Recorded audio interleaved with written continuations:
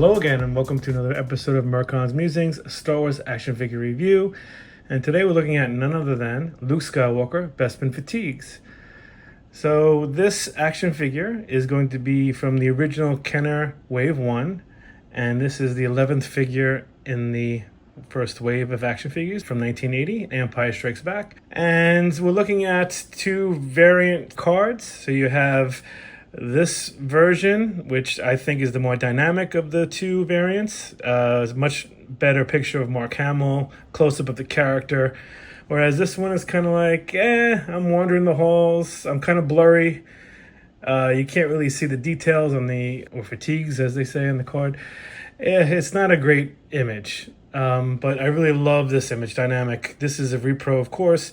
But it's a great design and great image. I love it. So as you can see here, there are technically four figures, each different versions of Luke Skywalker and Bespin Fatigues. These are from the Kenner line, 1980. I'm going to be talking about two that aren't seen here. And then you have the Saga Collection card here. And then this is the actual Vintage Collection. So before we get into the review, I'm going to give you a quick background of the character. So after the Battle of Hoth, Luke Skywalker traveled to Dagobah in search of the Jedi Master Yoda.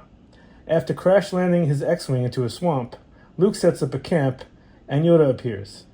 In their initial meeting, Skywalker was impatient and short-tempered with the diminutive Yoda. He later brought him back to his hut to have a meal, where Yoda revealed himself to Luke.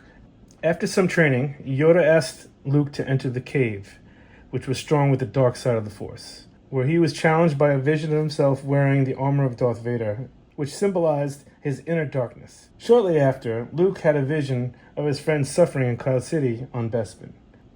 Luke ended his training to rescue his friends. Upon arrival in Cloud City on the east platform, Luke pursued a group of stormtroopers who held Leia, Chewbacca, and C-3PO captive. Luke was led to the carbon freezing chamber where Darth Vader awaited him with his intention to carbon freeze Luke for his journey to the Emperor.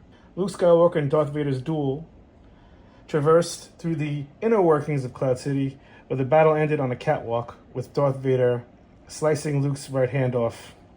Vader asked Luke to join him, and together they could destroy the Emperor, but Luke jumped off the catwalk rather than joining Darth Vader. So now we'll take a look at the action figures. So the first action figure here is the Kenner 1980 Luke Skywalker Bespin Fatigues.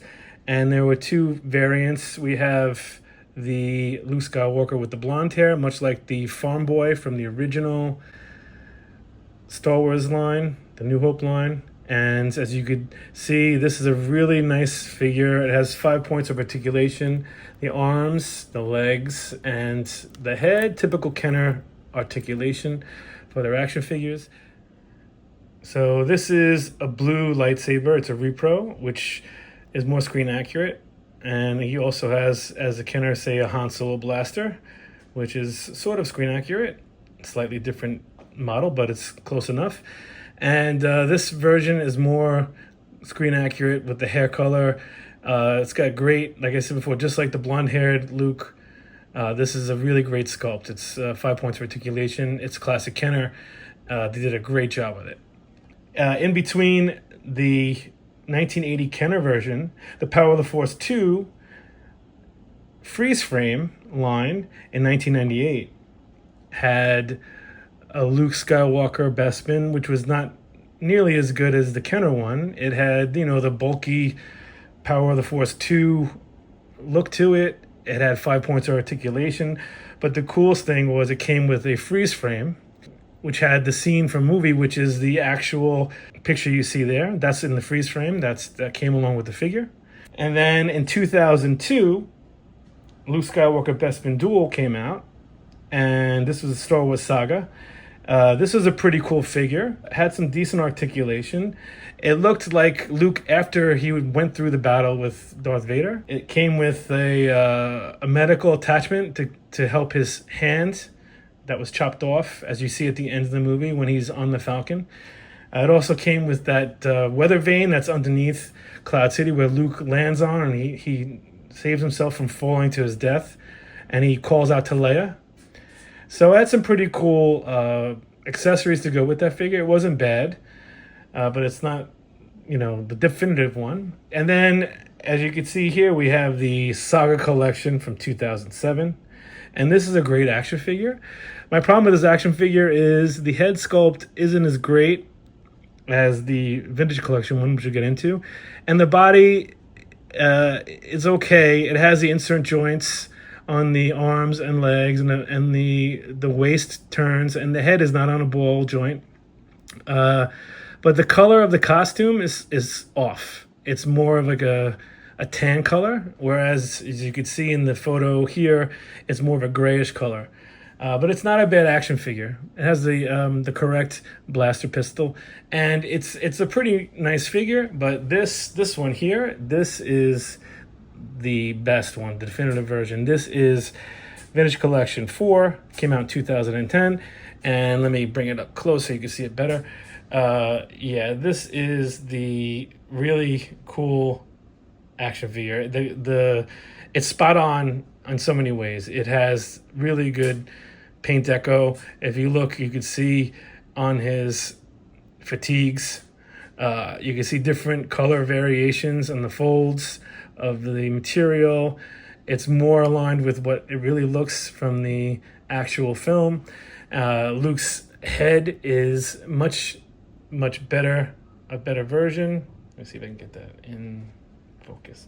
Yeah, so his head is much better. The head sculpt is excellent. He comes with a lightsaber, and he also comes with the lightsaber hilts, which the other one doesn't have. So it's pretty cool. You can do quite a bit with him, and he has the insert joints on it and the knees, and he's got insert joints on the arms and the waist twists, and the head is not on a ball joint, but it has some good movement to it. Yeah, this is a great action figure. I think this is the definitive version. The only thing I could see them possibly making this better is maybe have a photorealistic look for the head of Luke. The head is really good in my opinion, but if you want to nitpick, I think a photorealistic head might make it better. I don't think so, but it's a really great action figure. So this is definitely the definitive version. And there we are. So thank you for watching this episode. Please hit like and subscribe, and I'll see you next time with another review. Have a great day.